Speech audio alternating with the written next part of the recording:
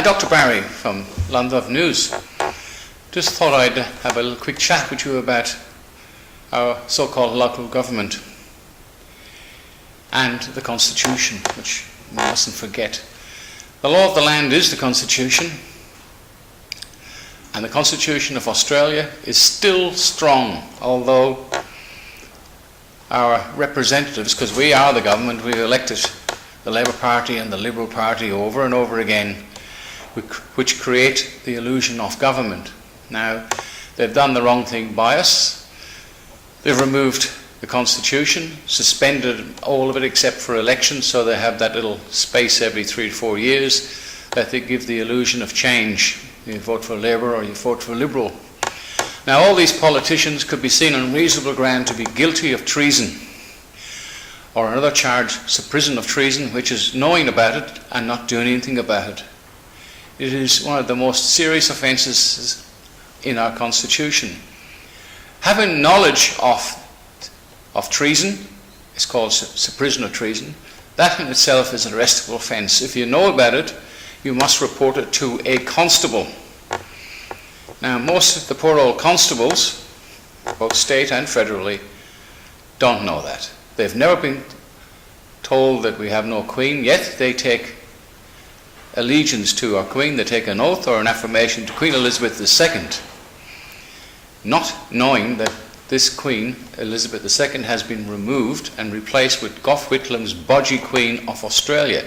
So you'll see them, the government, swearing in somebody that they say, oh, we promised Elizabeth II and the Queen of Australia. But there is no Queen of Australia.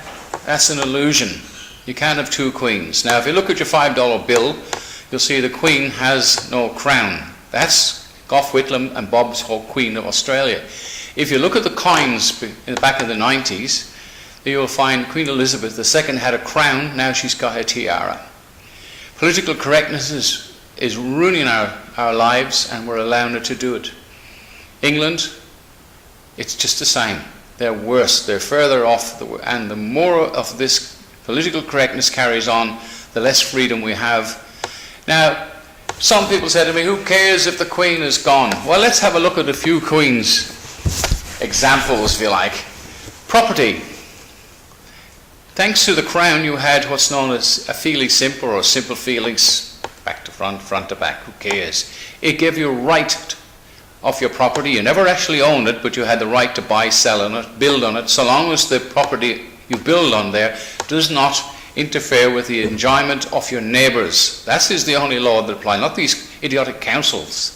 You've got very little to say in it. Most of their bylaws, which are now going to be laws, thanks to the crooked state parliament in Victoria, they're going to make them laws and authorise the poor unfortunate police force into authorised officers to enforce that.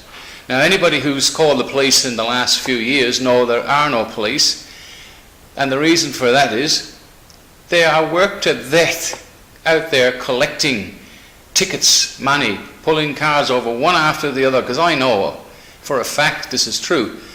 We saw recently where the poor old traffic officers, which, okay, you may not like them, but without them, we've got enough deaths on the road and chaos, doing bullshit breath tests. Now, if you've got to do all these tasks, how in the name of God can you do your job properly if you've got to keep filling in a sheet every 5 minutes what you did and where you were for the last hour? The same with the other poor guys on general duties. They're so busy trying to fill in their hours with something they've done. Now, it's up to us to get behind the police force and get them to stop using them as shields for their corruption. That's the government. It's not a police state, it's a government state, and you and I who vote are the ones that create it, not the police.